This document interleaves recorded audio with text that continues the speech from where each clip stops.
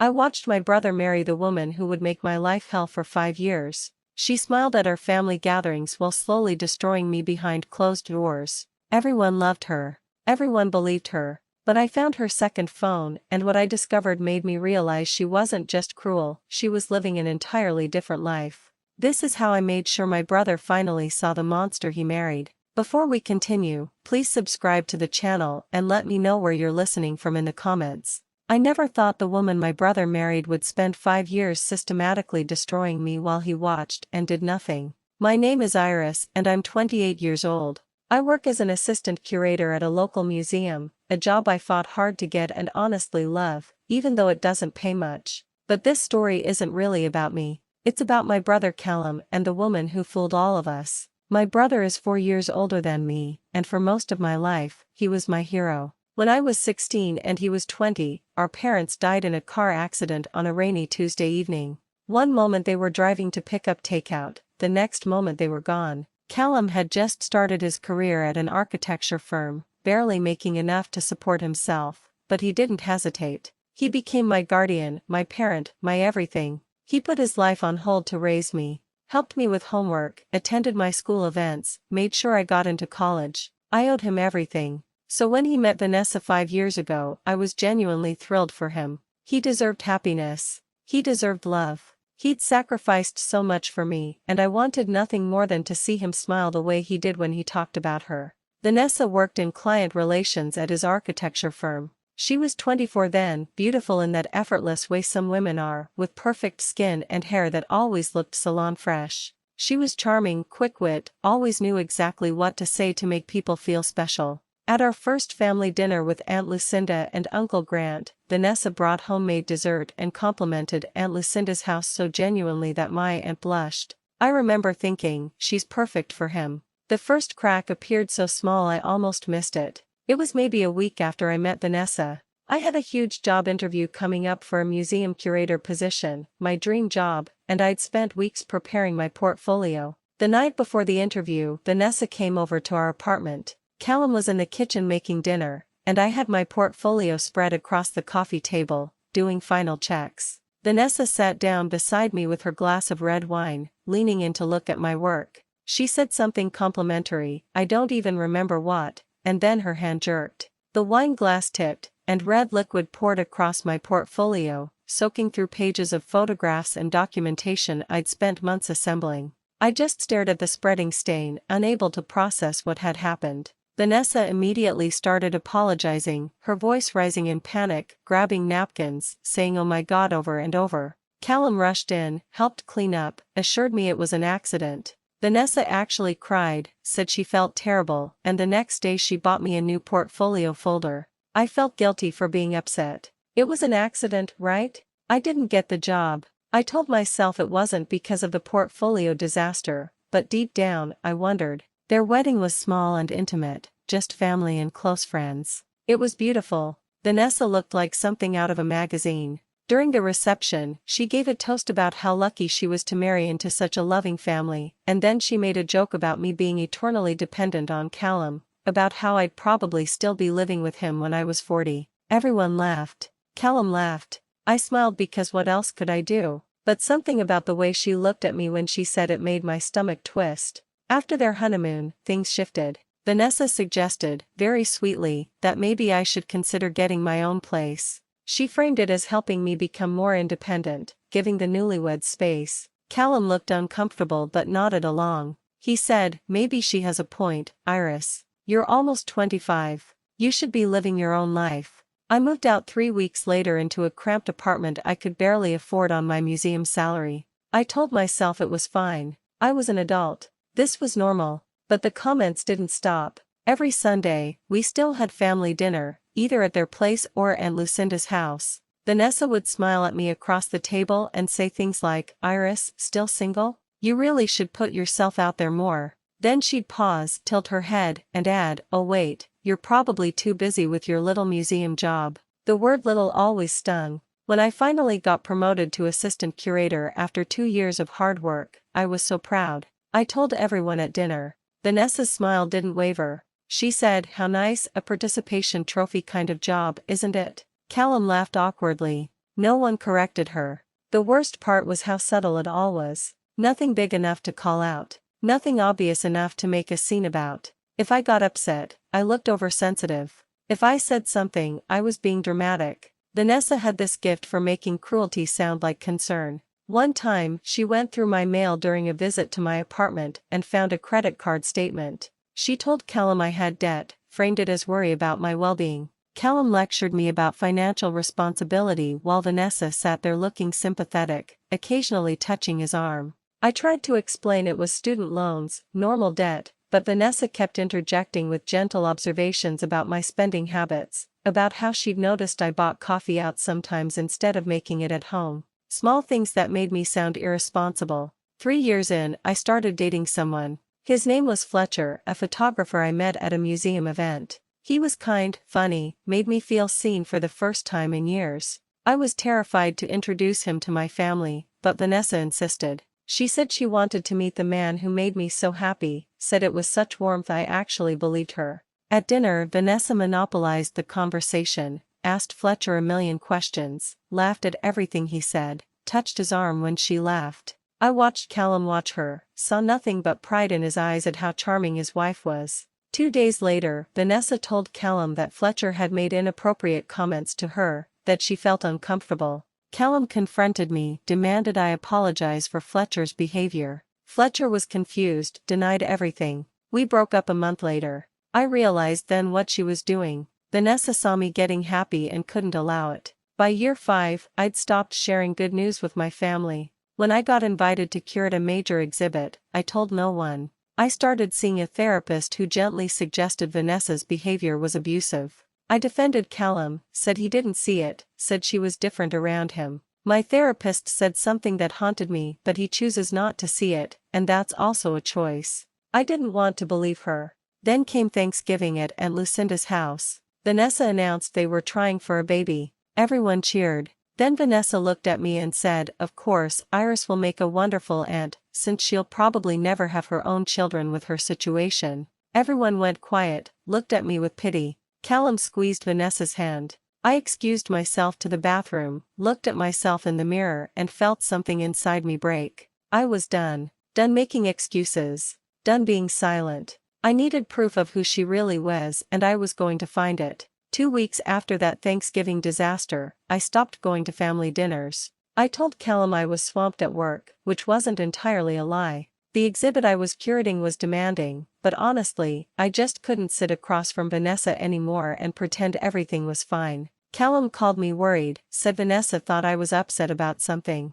I told him I was fine, just busy. The concern in his voice made me want to scream, but I kept my tone light and got off the phone as quickly as possible. I started keeping a journal. Every incident I could remember from the past 5 years, I wrote down. Dates, times, who was present, exact quotes when I could recall them. Seeing it all on paper was staggering. Page after page of small cruelties that individually seemed manageable but together painted a picture of calculated destruction. The wine on my portfolio. The wedding toast. The credit card incident. Fletcher. Dozens of comments I dismissed as jokes or misunderstandings. But I knew showing this journal to Callum would accomplish nothing. He'd see it as my interpretation, my feelings, not facts. Vanessa would cry, say I'd misunderstood her intentions, and Callum would believe his wife over his sister. I needed something concrete, something she couldn't explain away. That's when I started really paying attention to her social media. Vanessa's Instagram was a masterpiece of performance.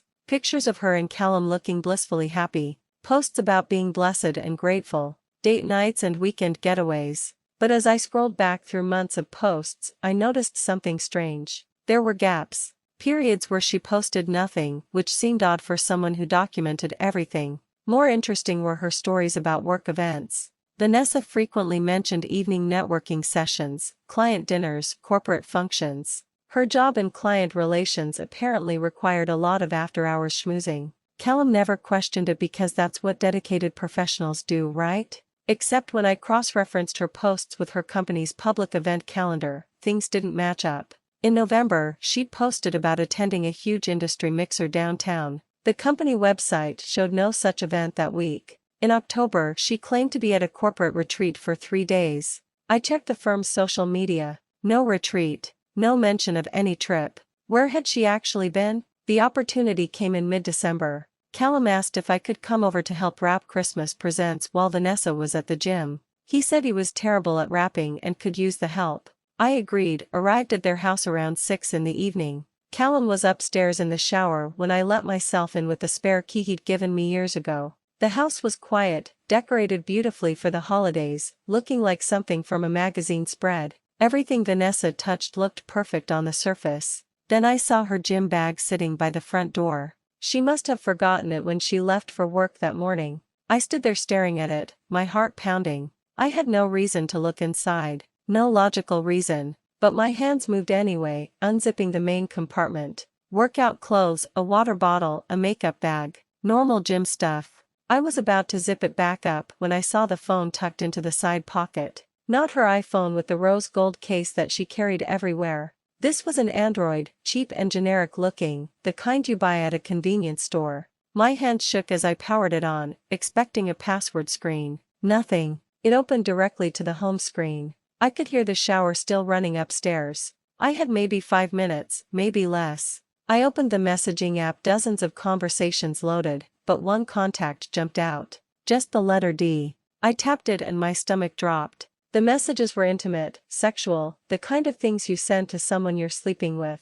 Photos Vanessa had sent that made me feel sick. But it wasn't just an affair. As I scrolled up through weeks of conversations, I saw something worse. This person, D, kept asking when she was leaving Callum. Vanessa's response was cold and calculated. Soon, she wrote. Once the promotion goes through, his salary jumps. 2 more years maximum, then I file and take half. D responded, you said that last year. Vanessa replied, I'm working on it. His stupid sister is finally backing off. Made sure she's isolated now. I read that line 3 times. Made sure she's isolated. She'd done it on purpose. Every friendship she'd ruined, every achievement she'd diminished, every bit of confidence she'd stripped away. It was intentional. I was a project to her, something to manage and control. I kept scrolling, my hands trembling so badly I almost dropped the phone. Another conversation from 3 years ago caught my eye. Vanessa talking to D about Fletcher. His sister brought her boyfriend tonight. Might need to break that up. Can't have her getting too stable. She's my insurance for staying close to Callum. As long as she's pathetic, I'm the hero for tolerating her. The shower turned off upstairs. I quickly opened my own phone and started taking photos of the screen, capturing every message I could. Then I screen recorded myself scrolling through the conversations, evidence she couldn't claim was fabricated. My fingers flew across the screen, adrenaline making everything feel sharp and fast. I heard Callum's footsteps on the stairs. I shoved the phone back into the gym bag exactly where I'd found it and zipped it closed, my heart hammering against my ribs. Callum came down in fresh clothes, smiling, giving me a hug. Thanks for coming, Iris, he said. I know you and Vanessa don't always see eye to eye, but she really does care about you. I smiled back, but inside I felt nothing but cold fury. We wrapped presents together, made small talk about his upcoming projects at work, acted like everything was normal. When I left an hour later, I sat in my car in their driveway and cried. Not from sadness. From rage and validation and the horrible relief of knowing I wasn't crazy. Over the next few days, I studied those messages obsessively. I found D's full name in one of the texts, Darius Kane. A quick social media search showed me who he was. 34, owned a bar downtown called the Violet Hour. The messages mentioned meeting there, same time as always. Thursdays at 10 in the evening. Next Thursday was 3 days before Christmas. I texted Callum, can we have coffee? I want to clear the air before the holidays. I miss you. He responded within minutes. I'd love that. Thursday work? I typed back, perfect. 9 in the evening? There's a place I want to show you downtown. He agreed immediately. He had no idea I was about to show him exactly who he'd married. Thursday evening arrived cold and clear, the kind of December night where your breath makes clouds in the air. I met Callum at a coffee shop at 9, my nerves so frayed I could barely hold my cup steady. What if Vanessa had changed her plans? What if she somehow knew I'd found the phone? What if this entire thing backfired and Callum thought I was the crazy one? But I had to try. I couldn't live another day watching her destroy him while wearing the mask of a perfect wife. Callum looked exhausted when he arrived, dark circles under his eyes. He hugged me tight, told me how much he'd missed me these past few weeks. The guilt in his voice was obvious. He ordered coffee, sat across from me, and started apologizing for not being around more. Work had been brutal, he said. Vanessa had been stressed about some big project. I nodded along, sipping my coffee, watching the clock on the wall tick closer to 10. My knee bounced under the table. "Where's Vanessa tonight?" I asked, trying to sound casual. He sighed, running a hand through his hair. "Another late work thing. Some client dinner across town. She'll be home by midnight." I felt my jaw clench. Another lie. Another evening she was stealing from him to spend with someone else. I checked my phone. 9:45. "Hey," I said, "there's this bar nearby I've been curious about. Want to check it out? Just for one drink." Callum hesitated, said he should probably head home. "Please," I pressed. "Just 30 minutes. I feel like we never just hang out anymore like we used to." His expression softened at that. He smiled, agreed. One drink. The Violet Hour was exactly the kind of place Vanessa would love. Upscale but not pretentious, dim lighting, jazz playing softly in the background. We found seats at the bar with a clear view of the back booths. Callum looked around appreciatively, asked how I'd found this place. "Someone mentioned it," I said vaguely. We ordered drinks. I couldn't taste mine. Every nerve in my body was electrified, waiting. At 10:03 the front door opened.